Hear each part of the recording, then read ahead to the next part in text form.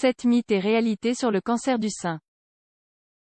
Même si seulement 20% des cancers diagnostiqués sont associés à des antécédents familiaux, il est préférable de réaliser des contrôles et des check-ups une fois par an, si tel est votre cas. Le cancer du sein est l'une des maladies qui affectent le plus les femmes, même s'il peut également toucher les hommes, dans une moindre mesure.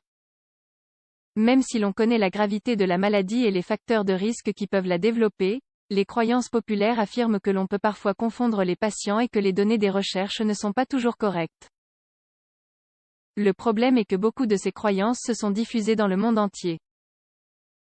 Elles ont généré une certaine crainte chez les personnes qui ont un plus grand risque de souffrir de cette maladie et chez celles qui en souffrent déjà. C'est pour cela que dans cet article, nous avons décidé de partager avec vous les mythes et les réalités qui entourent la maladie du cancer du sein. Afin d'éclaircir de nombreuses questions. La consommation de sucre développe-t-elle le cancer? Mythe.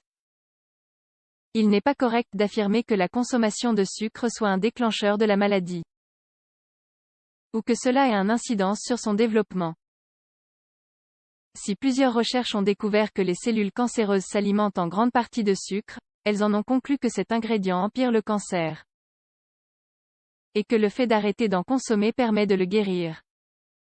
Cependant, la consommation excessive de sucre peut avoir un impact négatif sur le patient et générer de l'obésité, du diabète et d'autres complications, qui peuvent détériorer sa qualité de vie et augmenter le risque de souffrir de cette maladie. Un coup dans les seins peut-il provoquer un cancer? Mythe. Jusqu'à aujourd'hui, il n'existe pas d'évidence concernant le fait que les femmes qui ont reçu un coup dans les seins puissent avoir un plus grand risque de développer cette maladie. Ce qui peut générer le cancer est un traumatisme qui, dans certains cas graves, demande une attention médicale.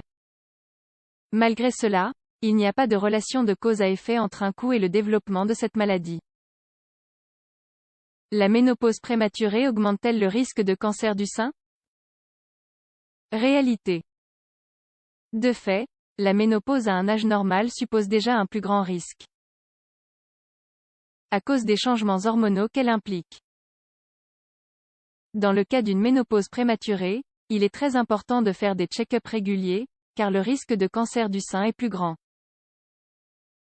Le risque augmente également quand la femme a eu ses premières règles très tôt. Lorsqu'elle a eu des enfants après 35 ans.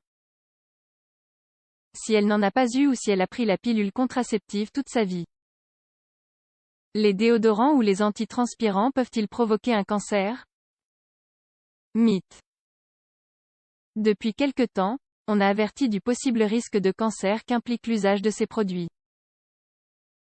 Cependant, il est évident que jusqu'à aujourd'hui, les scientifiques n'ont pas trouvé de preuves qui mettent en relation les composants chimiques utilisés dans ces produits avec les changements qui surviennent dans les tissus mammaires. Toutefois, le sujet est matière à investigation dans les pays comme le Japon ou les États-Unis. Car dans certaines recherches, on a trouvé des résidus de particules de ces articles chez des femmes atteintes de cancer du sein. Même si on ne connaît pas bien le lien avec cette maladie. Le fait d'avoir des antécédents familiaux augmente-t-il le risque? Réalité. Au moins 20% des femmes ayant un cancer du sein ont des antécédents familiaux de la maladie.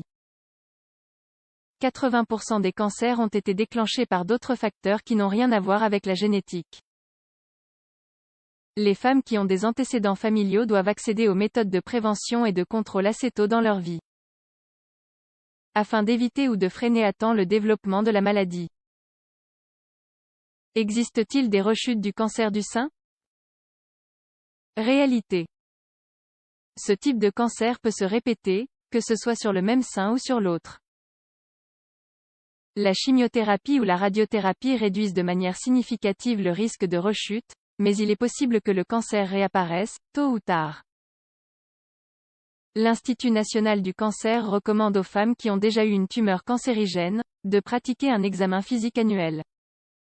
Et une mammographie tous les 2 ans.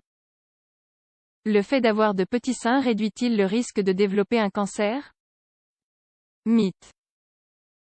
La taille des seins n'a rien à voir avec la taille de la glande mammaire et le risque de développer un cancer est aussi élevé chez les femmes aux gros seins que chez les femmes aux petits seins.